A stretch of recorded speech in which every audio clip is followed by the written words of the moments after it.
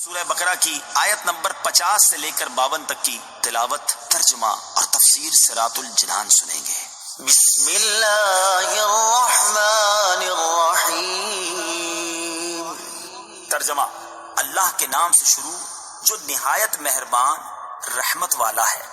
وَإِذْ فَرَقْنَا بِكُمُ الْبَحْرَ فَأَنْجَيْنَاكُمْ وَأَغْرَقْنَا آلَ فِرْعَوْنَ وَأَنْتُمْ تَنظُرُونَ۔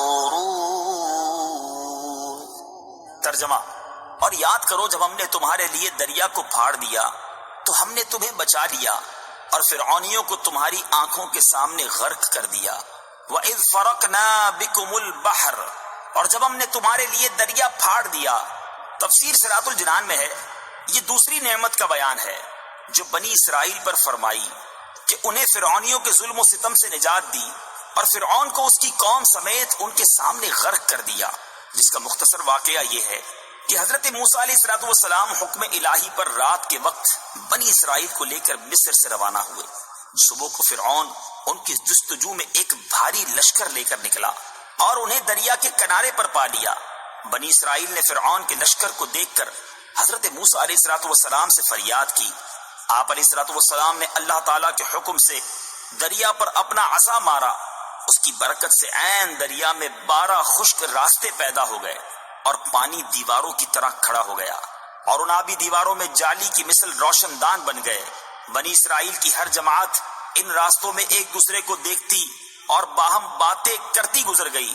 فرعون بھی اپنے لشکر سمیت ان دریائی راستوں میں داخل ہو گیا، لیکن جب اس کا تمام لشکر دریا کے اندر آ گیا تو دریا اپنی اصلی حالت پر آیا اور تمام فرعونی اس میں غرق ہو گئے، اور بنی اسرائیل دریا کے کنارے فرعونیوں کے غرق کا منظر دیکھ رہے تھے۔ انبیاء کرام علیہ السلام پر ہونے والے انعام کی یادگار قائم کرنا سنت ہے۔ فرعونیوں کا غرق ہونا محرم کی 10ویں تاریخ کو ہوا اور حضرت موسیٰ علیہ السلام نے اس دن شکر کا روزہ رکھا۔ صحیح بخاری اور صحیح مسلم میں ہے، حضرت عبداللہ بن عباس رضی اللہ تعالی عنہما فرماتے ہیں جب حضور پرنور صلی اللہ تعالی علیہ وسلم مدینہ منورہ تشریف لائے تو آپ نے دیکھا کہ یہودی عاشورہ کے دن روزہ رکھتے ہیں۔ آپ صلی اللہ تعالی علیہ وسلم نے ارشاد فرمایا یہ کیا ہے؟ یہودیوں نے عرض کی یہ نیک دن ہے، یہ وہ دن ہے جس میں اللہ تعالیٰ نے بنی اسرائیل کو ان کے دشمن سے نجات دی۔ تو حضرت موسیٰ علیہ السلام نے اس دن روزہ رکھا تھا۔ رسول کریم صلی اللہ تعالی علیہ وسلم نے ارشاد فرمایا تمہاری نسبت موسیٰ سے میرا تعلق زیادہ ہے۔ چنانچہ آپ صلی اللہ تعالی علیہ وسلم نے اس دن روزہ رکھا اور اس دن روزہ رکھنے کا حکم ارشاد فرمایا۔ البتہ صرف 10 محرم کا روزہ نہ رکھا جائے بلکہ اس کے ساتھ آگے یا پیچھے ایک روزہ ملایا جائے، جیسا کہ حضرت عبداللہ بن عباس رضی اللہ تعالی عنہما سے مروی ہے۔ رسول اللہ صلی اللہ تعالی علیہ وسلم نے ارشاد فرمایا عاشورہ کے دن کا روزہ رکھو اور اس میں یہودیوں کی مخالفت کرو۔ عاشورہ کے دن سے پہلے یا بعد میں ایک دن کا روزہ رکھو۔ اس سے معلوم ہوا انبیاء کرام علیہ السلام پر جو انعام الہی ہو اس کی یادگار قائم کرنا اور شکر بجا لانا سنت ہے، اگرچہ کفار بھی اس یادگار کو قائم کرتے ہوں۔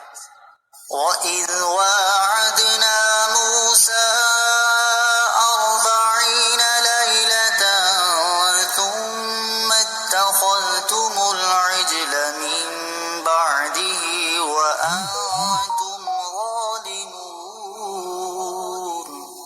ثُمَّ عَفَوْنَا عَنْكُمْ مِن بَعْدِ ذَلِكَ لَعَلَّكُمْ تَشْكُرُونَ۔ ترجمہ: اور یاد کرو جب ہم نے موسیٰ سے 40 راتوں کا وعدہ فرمایا، پھر اس کے پیچھے تم نے بچڑے کی پوجا شروع کر دی اور تم واقعی ظالم تھے، پھر اس کے بعد ہم نے تمہیں معافی عطا فرمائی تاکہ تم شکر ادا کرو۔ وَإِذْ وَاعَدْنَا مُوسَىٰ 40 لَيْلَةً، اور جب ہم نے موسیٰ سے 40 راتوں کا وعدہ فرمایا۔ اس آیت اور اس کے بعد والی آیت میں بنی اسرائیل پر کی گئی جو نعمت بیان ہوئی اس کا خلاصہ یہ ہے کہ فرعون اور فرعونیوں کی ہلاکت کے بعد جب حضرت موسیٰ علیہ السلام بنی اسرائیل کو لے کر مصر کی طرف لوٹے تو ان کی درخواست پر اللہ تعالیٰ نے تورات عطا فرمانے کا وعدہ فرمایا اور اس کے لیے 30 دن اور پھر 10 دن کا اضافہ کر کے 40 دن کی مدت مقرر ہوئی، جیسا کہ سورہ اعراف آیت نمبر 142 میں ہے۔ ان 40 دنوں میں ذوالقعدہ کا پورا مہینہ اور 10 دن ذوالحجہ کے شامل تھے۔ حضرت موسیٰ علیہ السلام اپنی قوم پر حضرت ہارون علیہ السلام کو اپنا نائب بنا کر تورات حاصل کرنے کوہ طور پر تشریف لے گئے۔ 40 دن رات وہاں ٹھہرے اور اس عرصے میں کسی سے بات چیت نہ کی۔ اللہ تعالیٰ نے تختیوں پر تحریری صورت میں آپ علیہ السلام کو تورات عطا فرمائی۔ دوسری طرف سامری نے جواہرات سے مزین سونے کا ایک بچڑا بنا کر قوم سے کہا یہ تمہارا معبود ہے۔ وہ لوگ 1 مہینے تک حضرت موسیٰ علیہ السلام کا انتظار کرنے کے بعد سامری کے بہکانے سے بچڑے کی پوجا کرنے لگے۔ ان پوجا کرنے والوں میں تمام بنی اسرائیل شامل تھے۔ صرف حضرت ہارون علیہ السلام اور آپ کے 12,000 ساتھی اس شرک سے دور و نفور رہے۔